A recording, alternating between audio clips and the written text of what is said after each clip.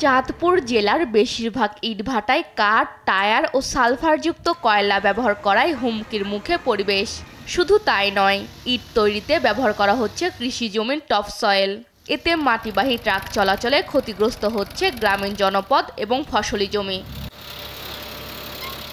জেলার ফরিদগঞ্জের বেশিরভাগ ইটভাটা কৃষি জমি ও জনবসতিপূর্ণ এলাকা, শিক্ষা প্রতিষ্ঠান ও বাজারের পাশে। এ কারণে পরিবেশ দূষণের পাশাপাশি বিভিন্ন রোগে আক্রান্ত হচ্ছেন স্থানীয়রা। নারকেল গাছ, সুপারি গাছ, যা ইত্যাদি যা গাছ আছে এগুলো সব ফলন নষ্ট ঠিক আছে। আমরা কয়েকবার রিকোয়েস্ট করছি ওনা করে এগুলা বন্ধ করার জন্য, ওরা বন্ধ করবে না। ব্রিক ফিল্ডটা আমাদের অনেক ক্ষতি হইতেছে। এই ব্রিক ফিল্ডের কারণে আমাদের ফলাদি কোনো কিছু ধরে না, ঘর বাড়ি সব নষ্ট হয়ে যেতেছে কালো ধুমায়। যে কোনো প্রতিষ্ঠানের পাশে এই ব্রিক ফিল্ডটা কিন্তু সমচিহ্ন নয়, তো সেটা বারবারই কিন্তু বিভিন্ন পত্রিকা বা বিভিন্ন চ্যানেল এখানে আসছে। উদ্বোধন কর্তৃপক্ষ বারবারই এটার নিষেধাজ্ঞা প্রয়োগ করে আসছে।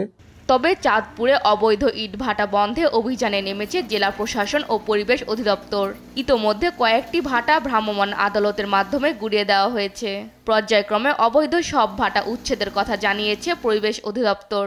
ইতিপূর্বে আমরা জেলা প্রশাসক মহোদয়ের নেতৃত্বে চাঁদপুর জেলার সকল ইটভাটা মালিকদের নিয়ে আমরা একটা সভা করেছি। সেখানে অবৈধ ইটভাটা বন্ধের জন্য একটা নির্দেশনা ছিল এবং জেলা প্রশাসক মহোদয় একটা ডেডলাইন নির্ধারণ করে দিয়েছিলেন যে এই তারিখের মধ্যে সকল ইটভাটা বন্ধ করে দিতে হবে।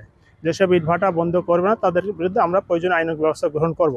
ফরিদগঞ্জে যে অবৈধ ভাটাগুলো রয়েছে আমরা স্কেপার দিয়ে এর মোটামুটি ঘুরিয়ে দিয়েছি এবং ফায়ার সার্ভিস দিয়ে এর আগুন সম্পূর্ণরূপে নিভিয়ে দিয়েছি।